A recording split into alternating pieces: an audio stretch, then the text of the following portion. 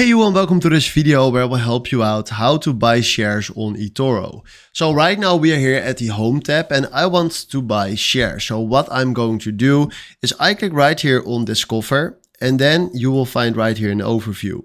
Then we select right here stocks and now we can search for the stock that we want to buy or share. Share stock is the same. Right now we can scroll down and down until you find right here a nice stock. But what you also can do right here is go to the search bar and search for the stock that you want to buy.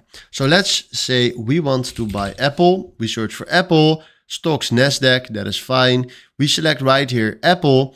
And then what we can do right now is go to chart or click right here on trade. Yeah, you can decide which one you want to use. On the chart, we can click on buy, and that's exactly the same as trade. I want to trade one share, exactly this. Then we can add a stop loss if you want to do that, but we can also put a take profit right there if you want to do that. So right now, I want to create a take profit for $100 set. And this means when the price goes up and my profit is $100, he will automatically close that trade. Then we click right here on buy and right now we have a order filled. So if I go to my portfolio, you will find right here that we created ourselves a Apple order. Now let's say we want to close this trade. We click here on close, then we do close.